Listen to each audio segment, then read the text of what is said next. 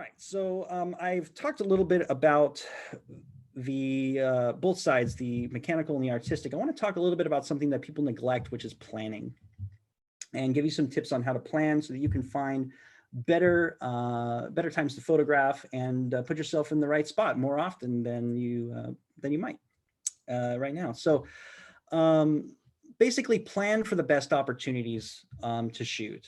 That could be the best season or the peak conditions. For example, a lot of people this weekend are heading to Yosemite in California to catch the snow, which is a great time to shoot Yosemite. It's one of the most exciting times to be in the park. So choosing a time to visit an area or peak conditions, such as, for example, we just got done with fall color. So choosing an area to shoot when you know that the fall color is going to be at peak condition is important.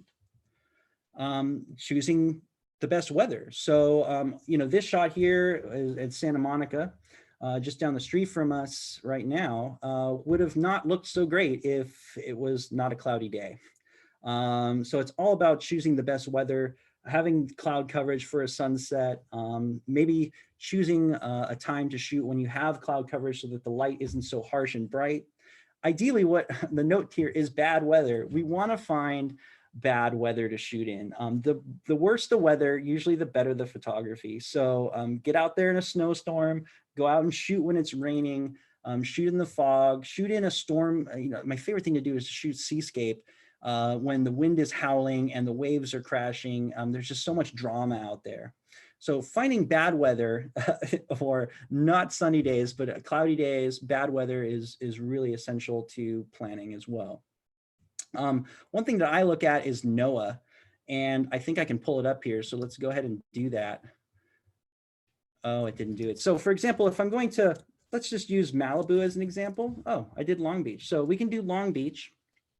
And when you hit NOAA Long Beach in Google, it brings up a forecast.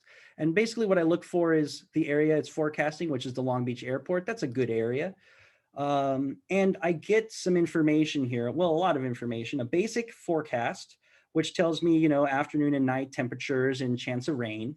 What I like to look at is the hourly weather forecast, I should say. I click on that, and this really brings you up a nice chart to be able to see what's going on with the weather. It gives you about a 2-day window here or 48 hours to look at. And what you see is temperature up top, as well as the dew point and wind chill if there is any. Then you get wind, speed, and direction. So we know how windy it's going to be. What I really love to look at is this, sky coverage. So right now we can see we have about 30% sky coverage here in Long Beach, where I live. In the morning, it's going to be 64%, so maybe not so great. And then we see it going down for sunset here. So ideally, what I'm looking for is somewhere in the range of 20 to 60% in sky coverage. Where it's 100%, we know that's overcast and it's probably a rainy day. Probably not the best time to be shooting. We also get a precipitation potential here, so the brown, as well as the humidity. But this can also forecast fog. So if I'm interested in knowing if there's fog, if there's snow, rain, it gives me a lot of things. And then I can go forward a couple days and I can look at what the temperature or the cloud coverage is on Wednesday, for example, at sunrise, if I wanted to shoot Wednesday. So this really helps me to see what's going on, to get an accurate picture for what the conditions might be like, how much cloud coverage, what kind of wind is it going to be that day. And then what I also use is the satellite here. If you go down, we have this satellite image. And if you click on it, you can go in and get an animated loop.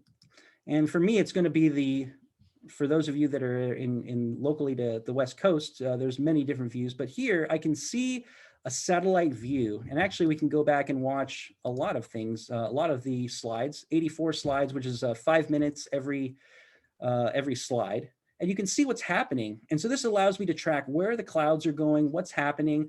I can see that the clouds are clearing out right now, or in the middle of the day, I can kind of forecast where the clouds are going to come in for our local area down here. I watch this area a lot, but I can know where the clouds are going, what they're doing. Are they moving my direction? Are they going north? Are they going south? And it really helps me to anticipate where I need to be for a sunset or during the day. So that's a great tool there. All right, back to the slides here. We can go